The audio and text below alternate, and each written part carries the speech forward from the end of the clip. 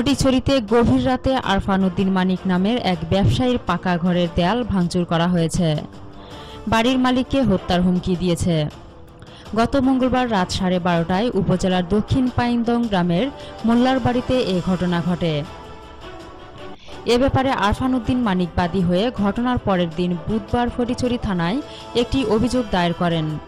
অভিযোগ নং 346।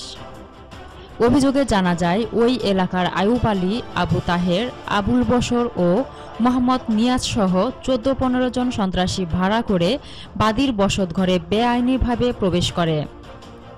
বিবাদীগণের হাতে হ্যামার সহ অস্ত্রে শস্ত্রে সজ্জিত অবস্থায় বাদীর নবনির্মিত পাকা ঘরের দেয়াল ভাঙচুর করে। এতে প্রায় 3 লক্ষ টাকা ক্ষতি হয়। এদিকে আরফান উদ্দিন মানিক জানান, বিবাদীরা তাদের সপরিবারকে হত্যা করে মাটিচাপা দিয়ে দিবে বলে হুমকি দিয়েছে। এখন তারা নিরাপত্তাহীনতায় ভুগছে। আইপের ভাই এই আইপে তারা 3-4 জন মানুষ আইলে রাতে গিয়ে আর ডাবল বাই জানো করে দিল ওয়া ফেলা দিই ইয়ার ফেলা দিই না এই 10টা লতি গাছিলাম ইয়ার ফেলা দিয়ে আইতে রাসুরি করে ডাবল বাই ফেলা আর আর থাকি কোনো রাস্তা নাই সাদা সার আর হাসে সাদা নদন কারণ আর ডাবল বাই ফেলা লেবার খালি লেবার হরু আবার আর মাইতো আইব কর দুইরে এখন কইলে কইছি মারা ইয়া লাই নিরাপত্তা চাই পুরো অনুমতি দি গর করিবে লাই পুরো অনুমতির পরে মামলা খারিজ করে দি গর করে দুর মধ্যে আইরে আর রাতে আইরে গর ডাবল ভাঙি দে আর সাদা সার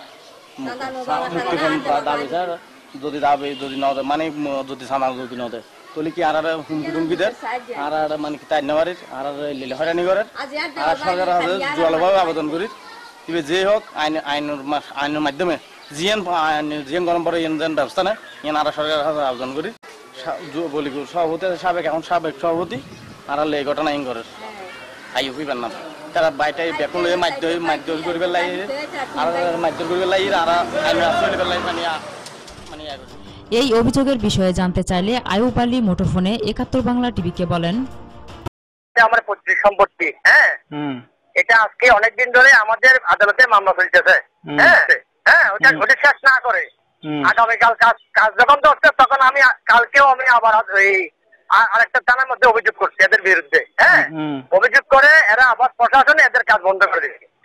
এই প্রশাসনে এখন কাজ বন্ধ করেছে ওই আইনের সুবাদে আমি এখনো বলবৎ আছি। ভাঙচুর আমরা করিনি, আমরা জানিও না, এরা নিজে ব্যাংকে নিজে ওইটা আমাদের উপর চেষ্টা করতেছে। ফটিকছড়ি থানা অফিসার ইনচার্জ জাকির হোসেন মাহমুদ অভিযোগের সত্যতা স্বীকার করে বলেন, পাইন্দংয়ে একটা বিল্ডিং করা নিয়ে ওখানে সীমানার বিরোধকে নিয়ে দুই পক্ষের মধ্যে বিরোধ চলছে দীর্ঘদিন থেকে, এটা আমার নলেজে আসছে। দুই পক্ষেরই আমরা অভিযোগ আমরা নিয়েছি এবং একজন অফিসারকে অ্যাসাইন করে দেওয়া হয়েছে এটা দেখার জন্য। আর দেওয়াল ভাঙার বিষয়টি আমাদের কাছে আসছে, এটাও আমরা সমান্তরিকভাবে দেখতেছি।